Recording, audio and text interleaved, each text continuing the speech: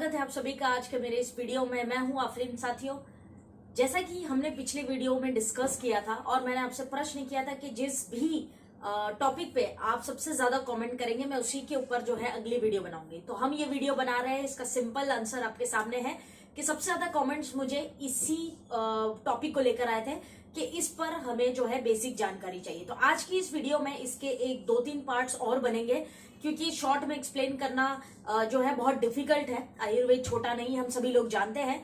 तो इसका ये फर्स्ट पार्ट है, बेसिक्स हम जानेंगे त्रिदोष के ऊपर। त्रिदोष यानी हम सभी लोग जानते हैं त्रि मतलब तीन होता है और दोष का अर्थ क्या होता है, जो हमारी बॉडी में पाए जाते हैं। साथियों, त्रिदोष जो है जिसमें वात, कफ और पित्त, जो बेसिक फंडामेंटल्स है आयुर्वेद के, हम सभी लोग जानते हैं कि हर पैथी किसी सिद्धांत पे, किसी प्रिंसिपल पे काम करती है। आयुर्वेद जो है ये काम करती है बेसिकली त्रिदोष के ऊपर। तो त्रिदोष को आज हम थोड़ा सा समझेंगे और बेसिकली जानेंगे कि ये त्रिदोष कैसे काम करता है। तो चलिए साथियों, शुरुआत करते हैं। त्रिदोष में आती है पांच वो चीजें जिसके ऊपर हम अभी चर्चा करेंगे, जिसका आयुर्वेद में वर्णन आया है, आयुर्वेद के ग्रंथों में, जिसको हम कहते हैं पंच महाभूत। पंच महाभूत का अर्थ क्या होता है? इन पंच महाभूतों से मिलकर जो चीज बनती है वो होती है त्रिदोष।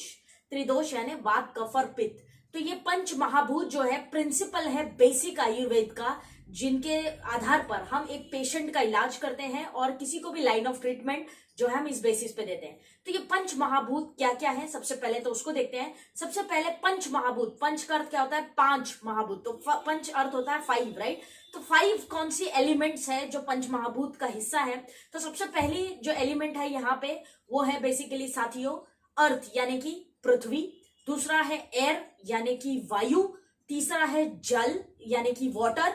चौथा है अग्नि यानी कि फायर। और पांचवा है स्पेस यानी कि आकाश। तो ये पंच महाभूत जब मिलते हैं तो वात, कफ और पित्त का निर्माण होता है बेसिकली। अगर हम वात, पित्त और कफ को थोड़ा सा समझें तो ये पंच महाभूतों का मिश्रण है, ये कॉम्बिनेशन बनता है। कैसे? पंच महाभूत में दो चीजें जो है वात में आती है, दो पित्त में आती है और दो कफ में आती है। अब आप बोलेंगे पंच महाभूत है तो ये 6 कैसे हो गया? तो वो आपको समझ में आ जाएगा जब मैं कंपैरिजन बताऊंगी। तो वात की अगर हम बात करें तो वात दोष के अंदर सबसे पहले जो दो कॉम्बिनेशन पंच महाभूत के आधार पर पाए जाते हैं वो कौन से हैं? एयर एंड स्पेस, अर्थात वायु और आकाश। तो वायु और आकाश ये दो चीजें इसके अंदर पाई जाती है जो वात दोष में आती है। दूसरा होता है साथियों पित्ता दोष। पित्ता दोष के अंदर दो चीजें पाई जाती है, वो होता है फायर एंड वाटर, अर्थात अग्नि व जल। ये दो चीजों से मिलकर बनता है पित्ता दोष।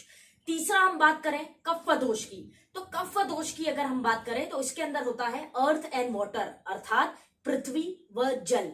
ये दो चीजों से मिलकर बनता है आपका कफ दोष। तो अब आप जानते हैं वात, पित्त और कफ किस प्रकार पंच महाभूत इसके अंदर पाए जाते हैं।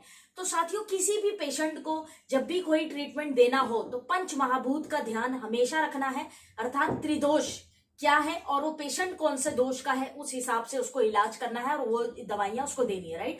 तो पंच महाभूत और त्रिदोष अब आप जानते हैं। आगे बढ़ते हैं साथियों। त्रिदोष जो है बेसिकली दोष जिसको हम कहते हैं वो हर व्यक्ति में बचपन से पाया जाता है, वो कभी भी बदलता नहीं है। हाँ, एग्रावेट जरूर होता है, कभी वात बढ़ गया, कभी पित्त बढ़ गया, कभी कफ बढ़ गया, ये ऐसा होता रहता है। लेकिन हर व्यक्ति जो है दोष जो है बचपन से पाया जाता है। कुछ लोग जो है वात दोष वाले होते हैं, कुछ पित्त दोष वाले होते हैं, कुछ कफ, कुछ कॉम्बिनेशंस में भी होते हैं, उसको भी हम आगे की वीडियोस में समझेंगे। फिलहाल इस पे बात करते हैं। जैसे कि मैं आपको बताऊं, वात दोष का जो पेशेंट होगा या वात दोष का जो व्यक्ति होगा वो बहुत एक्टिव होगा, उसका एनर्जी लेवल्स आपको हमेशा अच्छा दिखेगा, बहुत हाइपर होता है, बहुत एक्टिव रहता है। पित्त दोष के पेशेंट्स जो होते हैं ये बहुत एग्रेसिव होते हैं लेकिन इंटेलिजेंट भी बहुत होते हैं, लीडर वाली क्वालिटीज इनके अंदर होती है। और जो कफ दोष के लोग होते हैं ये बहुत स्लो, काम और इजी लोग होते हैं, किसी भी चीज पर जल्दी से रिएक्ट नहीं करते, बहुत सोच समझ कर जवाब देते हैं, हर काम को धीरे धीरे धीरे करते हैं, बहुत स्लोली, क्योंकि कफ दोष बेसिकली स्लो होता है और वात दोष इज मूवमेंट, एयर, राइट? उसके अंदर वायु पाया जाता है तो वो फास्ट होगा। और पित्त दोष जो क्या होता है वो गर्म होता है, हॉट होता है। पित्त के अंदर आप देखते हैं जल और अग्नि पाया जाता है तो ऐसे लोग एग्रेसिव होते हैं, कुछ भी कह दिया फट से तुरंत रिप्लाई करना है, ये कैसे कह दिया, वो कैसे कह दिया, एग्रेसिव होते हैं। तो ऐसे हर व्यक्ति के अंदर आपको कुछ गुण देखने मिलते हैं। यहीं पे मुझे एक बात जो याद आ रही है वो ये है कि अगर आप मुझसे पूछें कि मेरा कौन सा दोष है, तो मैं आपको बता दूं कि मैं वात और पित्त का कॉम्बिनेशन हूं। ऐसे भी लोग होते हैं जो कॉम्बिनेशन भी होते हैं जिनके अंदर दोष के, खैर उस पर आगे चर्चा करेंगे। तो साथियों ये दोष जो है यहाँ तक आप समझ चुके हैं। आगे बढ़ते हैं और थोड़ा सा बेसिक जो है दोषों को और समझते हैं। समझने वाली यहाँ पे बात ये है साथियों कि जैसे कि एक दिन के अंदर 3 हिस्से होते हैं। 24 घंटा जो होता है हमारा, उसके अंदर 3 हिस्से होते हैं। पहले होती है सुबह, फिर होता है दोपहर यानी कि डे, फिर उसके बाद में होती है नाइट यानी कि रात। ये 3 हिस्सों में जो है हमारे 24 घंटे बटे हुए हैं। ठीक उसी प्रकार मनुष्य शरीर भी बटा हुआ है। कैसे, देखिए समझते हैं। यह ऊपर से लेके जो आपका चेस्ट तक का हिस्सा है, ऊपर से लेके चेस्ट, ये है आपका मॉर्निंग का हिस्सा जिसको हम कहते हैं कफ। कफ दोष वाली जो चीजें होती है वो मॉर्निंग के हिस्से में पाई जाती है। This is morning, right. और चेस्ट से लेके पेट तक, स्टमक तक, नाभि जिसको हम कह सकते हैं, वहां तक होता है आपका दिन का हिस्सा यानी डे टाइम, जिसको हम कहते हैं पित्त दोष। वो टाइम होता है पित्त दोष का। और नाभि के नीचे स्टमक का जो सेंटर है वहां से लेके नीचे पैरों तक होता है रात का हिस्सा, दैट इज नाइट। और वो कंट्रोल्ड होता है वात दोष से। तो अब आपके लिए बहुत सिंपल हो गया है समझना कि कफ दोष यानी हेवी चीज। इसलिए आपने सुना होगा कि बहुत से लोग कहते हैं कि ब्रेकफास्ट जो है किंग की तरह करना चाहिए, भरपूर जम के खाइए, राइट। लंच जो है अच्छा हैवी खाइए क्योंकि डाइजेशन जो है बहुत अच्छा होता है दिन के टाइम में, बिकॉज कि वो पित्त का समय होता है। बात में रात के टाइम में लोग क्या कहते हैं, हल्का खाइए, बिल्कुल लाइट खाइए जो इजिली डाइजेस्ट हो जाए, क्योंकि वो हल्का रात का टाइम है, दैट इज कॉल्ड वात दोष। तो ये 3 हिस्सों में आपकी बॉडी भी बटी हुई है, जिसके सिद्धांतों पर जो है आयुर्वेद काम करता है। आगे चलते हैं साथियों और समझते हैं कि इन तीनों में सबसे महत्वपूर्ण कौन सा है और किसका क्या रोल है। वात दोष अगर किसी व्यक्ति का बिगड़ जाता है तो करीब करीब 80 प्रकार के रोग बॉडी में आ जाते हैं। आपके मनुष्य शरीर में 80 प्रकार के रोग उत्पन्न हो सकते हैं।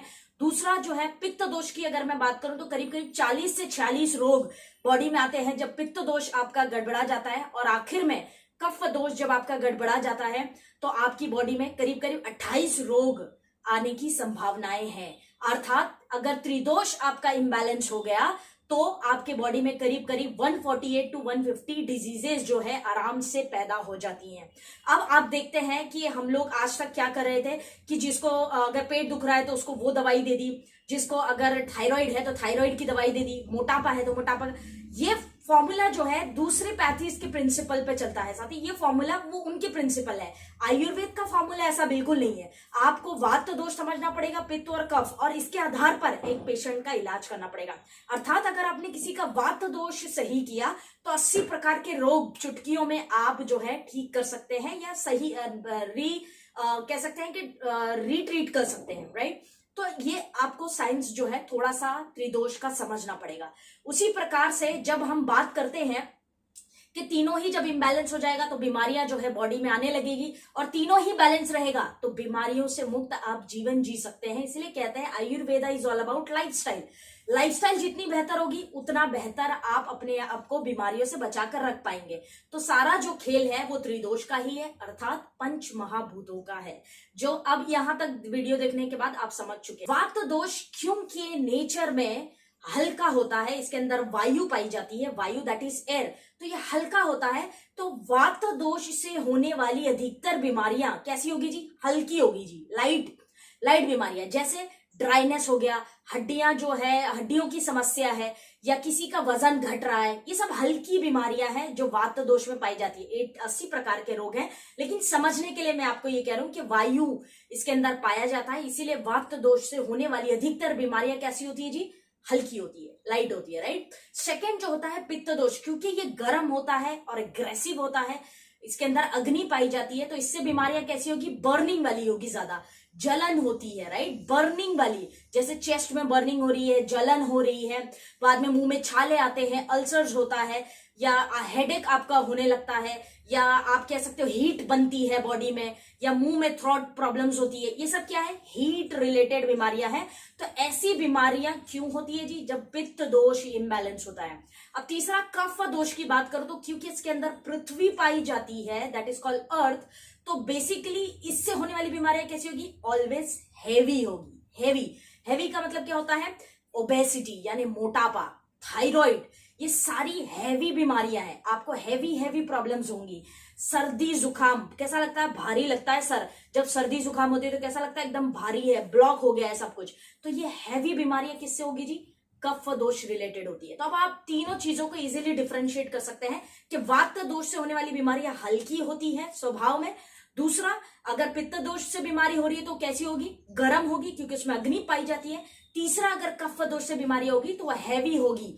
क्यों हैवी होगी? क्योंकि कफ दोष हैवी होता है, राइट। तो इन 3 प्रकार से जो है आप डिजीजेस को पढ़ सकते हैं, समझ सकते हैं। साथियों, आज के इस वीडियो में हम बेसिक्स पे ही बात कर रहे हैं और आई होप कि ये बेसिक्स आप यहां तक समझ पाए।